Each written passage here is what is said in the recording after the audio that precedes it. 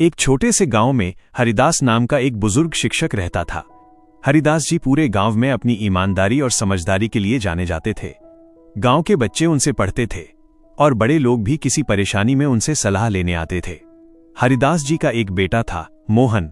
मोहन बहुत मेहनती था, लेकिन उसमें एक कमी थी। उसे खुद पर भरोसा बहुत कम था। लोग कुछ भी कह देते तो वो तुरंत अपनी बात बदल देता।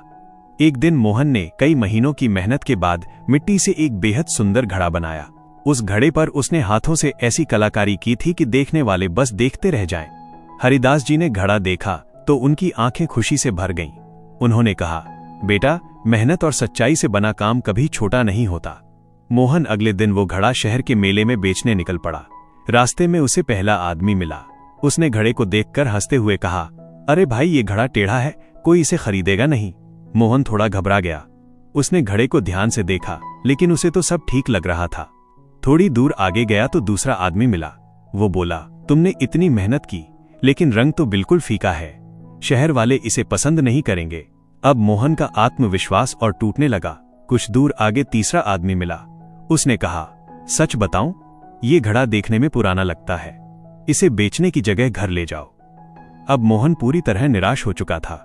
उसे लगने लगा कि शायद उसका बनाया घड़ा सच में बेकार है। वो मेले तक पहुंचा ही नहीं, रास्ते के किनारे बैठकर उदास हो गया। तभी वहां एक बूढ़ी महिला आई। उसने मोहन के हाथ में घड़ा देखा और मुस्कुराकर बोली, बेटा, क्या ये घड़ा तुमने बनाया है? मोहन ने धीमी आवाज में कहा, हाँ, लेकिन शायद अच्छा नहीं बना। महिला ने घड़े को ध्यान से देखा और बोली, जिस चीज में मेहनत, लगन और दिल लगा हो, वो कभी खराब नहीं होती। समस्या घड़े में नहीं, तुम्हारे भरोसे में है। उस महिला की बातें मोहन के दिल को छू गईं। वो फिर से हिम्मत जुटाकर मेले पहुंचा। लोगों ने उसका घड़ा देखा और उसकी खूब तारीफ की।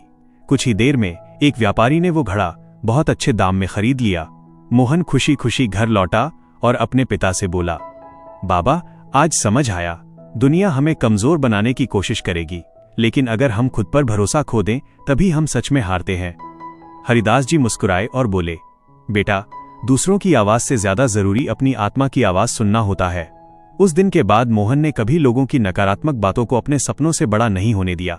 सीख, दुनिया में ऐसे लोग बहुत मिलेंगे जो आपका आत्मविश्वास तोड़ने की कोशिश करेंगे, लेकिन अगर आपको खुद पर भरोसा है तो कोई भी आपको आपकी मंजिल तक पहुंचने से नहीं रोक सकता।